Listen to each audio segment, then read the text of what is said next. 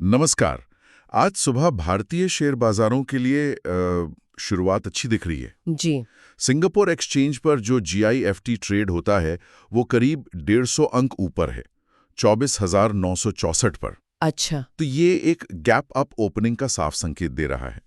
कल भी हमने देखा था बाजार मजबूती से बंद हुआ था। हाँ, निफ्टी 135 अंक चढ़ा था 24,715 पर। बिल्कुल।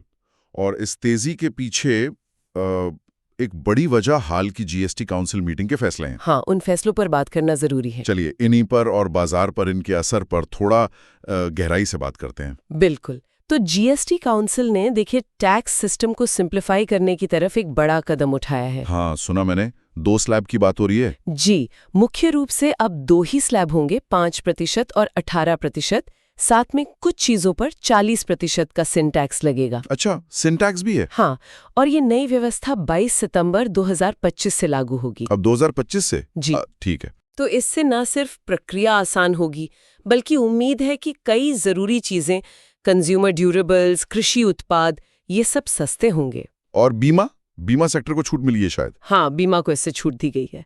ये उनके लिए एक राहत की बात है। बिल्कुल। ये सरलीकरण तो ठीक है, लेकिन चीजों के सस्ते होने के अलावा क्या इसका मतलब कोई और फायदा भी है कारोबारियों के लिए? हाँ, बिल्कुल। देखिए, 2 रेट होने से कंप्लायंस यानी नियमों का पालन करना काफी आसान हो जाता है, खासकर छोटे बिजनेस के लिए। जी, छोटे और मध्यम व्यवसायों के लिए। और इससे टैक्स चोरी की गुंजाइश भी कम हो सकती है, सिस्टम ज्यादा पारदर्शी बन सकता है। इसका सीधा असर लागत पर पड़ेगा। और हाँ, जैसा आपने कहा, खपत बढ़ाना तो मुख्य मकसद है ही। चीजें सस्ती होंगी तो लोग ज्यादा खरीदेंगे। और बाजार ने तो इस पर फौरन रिएक्ट किया है ना? हाँ हाँ, बिल्कुल। घोषणा के तुरंत बाद हमने देखा निफ्टी 50 इंडेक्स 24,900 के ऊपर चला गया। अच्छा। निवेशकों में एक नया जोश दिखा, खासकर अब त्योहारी सीजन भी आ रहा है। हाँ, वो तो है। कंज्यूमर ड्यूरेबल्स और FMCG, इन सेक्टर्स पर सबकी नजरें हैं। महिंद्रा एंड महिंद्रा, आयशा मोटर्स, इनमें तो 6% तक की तेजी आई। बाप रे, 6%? और ब्रिटानिया, कोलगेट, HUL जैसी FMCG कंपनियों में भी आप देखिए 2% से 6% की अच्छी बढ़त रही। तो ये साफ है कि बाजार इन सुधारों को बहुत पॉजिटिव ले रहा है। जी बिल्कुल। ये तो हुई घरेलू कहानी, लेकिन हम जानते हैं ग्लोबल संकेतों का भी असर होता है। उस तरफ क्या चल रहा है? वैश्विक संकेत देखिए थोड़े मिले जुले हैं। एक तरफ अमेरिका से कुछ कह सकते हैं सकारात्मक खबरें हैं। जैसे? वहां का जो सेंट्रल बैंक है, फेडरल रिजर्व, उसने संकेत दिए हैं कि शायद आगे ब्याज दरें थोड़ी नरम हो। अच्छा। और वहां नौकरियों के आंकड़े भी उम्मीद से थोड़े कमजोर आए। इससे उम्मीद बढ़ी है कि शायद रेट कट जल्दी हो जाए। और ये भारत जैसे बाजारों के लिए अच्छा होता है ना, विदेशी निवेश आता है। लेकिन एक लेकिन भी है। हाँ। एक दूसरी तरफ थोड़ी चिंता भी है।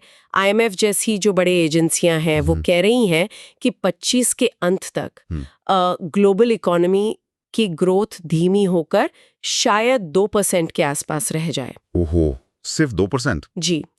तो अगर दुनिया भर में सुस्ती आती है तो इसका असर हमारे एक्सपोर्ट्स पर, विदेशी निवेश पर पड़ सकता है। तो मतलब एक तरफ राहत, दूसरी तरफ चिंता। बिल्कुल, मिला जुला माहौल है। अच्छा, इन सब खबरों के बीच तकनीकी चार्ट्स क्या कहानी कह रहे हैं? निफ्टी 25,000 के पास है, वहां क्या दिख रहा है?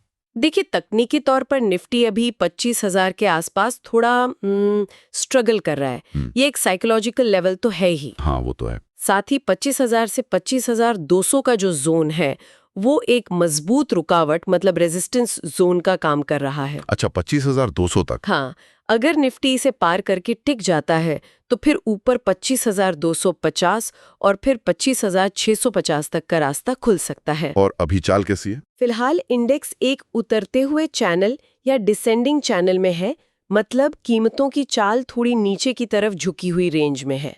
और अगर नीचे गया तो सपोर्ट कहां पर है? नीचे की तरफ 24,400 का लेवल बहुत महत्वपूर्ण सपोर्ट है। अगर निफ्टी इसके नीचे फिसलता है तो थोड़ी कमजोरी आ सकती है। और उससे भी नीचे? अगर हालात ज्यादा बिगड़े और इंडेक्स 23,930 के भी नीचे गया तो फिर मंदी का दबाव बढ़ सकता है। तो 24,400 का भी बहुत अहम है। एक और बात जो कल देखी वो FIIs और DIIs के बीच का अंतर। FIIs ने बेचा? हाँ, करीब 1666 करोड़ की बिकवाली की FIIs ने, जबकि DIIs हमारे घरेलू निवेशकों ने जोरदार खरीदारी की। जी, DIIs ने 2,495 करोड़ रुपए खरीदे। ये पैटर्न हम कुछ समय से देख रहे हैं। इसका क्या मतलब समझें? FIIs क्यों बेचना है? हो सकता है वैश्विक चिंताएं हों, धीमी ग्रोथ का डर या बस ऊंचे लेवल पर प्रॉफिट बुकिंग। और DIIs का खरीदना? वो दिखाता है भारतीय अर्थव्यवस्था में भरोसा और जो घरेलू निवेश आ रहा है जैसे SIP वगैरह, उसका असर। लेकिन बाजार को ऊपर जाने के लिए FIIs का पैसा जरूरी होता है ना? हाँ, आमतौर पर एक बड़ी टिकाऊ तेजी के लिए FIIs की लगातार खरीदारी जरूरी मानी जाती है। उनकी बिकवाली एक चेतावनी तो है। ट्रेडर्स के लिए क्या सलाह है? शॉर्ट टर्म ट्रेडर्स के लिए रिपोर्ट में सुझाव है कि 24,700 के ऊपर खरीदें और 24,400 या 24,405 के नीचे बेचने का सोचें। तो कुल मिलाकर अगर देखें तो GST सुधार जैसी अच्छी घरेलू खबरें हैं जिनसे उम्मीद है, लेकिन 25,000 पर तकनीकी रुकावट है, FIIs बेच रहे हैं और ग्लोबल माहौल भी थोड़ा कंफ्यूजिंग है। बिल्कुल। तो क्या ये कहें कि सतर्क रहकर आशावादी बने? हाँ, सतर्क आशावाद शायद सही शब्द है। देखिए, ऊंचे स्तरों पर थोड़ी प्रॉफिट बुकिंग की संभावना तो रहती ही है, खासकर जब अहम लेवल पास हो। सही बात है। लेकिन जो लंबी अवधि के निवेशक हैं, उनके लिए विश्लेषकों का मानना है कि मौजूदा स्तर अभी भी ठीक है, आकर्षक है। तो गिरावट पर खरीदने का मौका? जी, बाय ऑन डिप्स की रणनीति। अगर बाजार गिरता है तो अच्छी क्वालिटी वाले शेयरों में निवेश का मौका बन सकता है। तो यहाँ एक दिलचस्प सवाल ये उठता है कि निवेशक आने वाले समय में कैसे संतुलन साधेंगे। एक तरफ ये घरेलू पॉजिटिव खबरें हैं जिनसे शायद शॉर्ट टर्म ट्रेडिंग के मौके बने, हाँ, और दूसरी तरफ ये धीमी ग्लोबल ग्रोथ की चिंता जो शायद लंबी अवधि के वैल्यू इन्वेस्टिंग पर जोर देती है। बिल्कुल सही। इन दोनों के बीच तालमेल बिठाना ही मुझे लगता है आगे चलकर निवेशकों के लिए एक बड़ी चुनौती रहेगी। कैसे वो शॉर्ट टर्म मौकों और लॉन्ग टर्म वैल्यू के बीच अपना संतुलन बनाते हैं।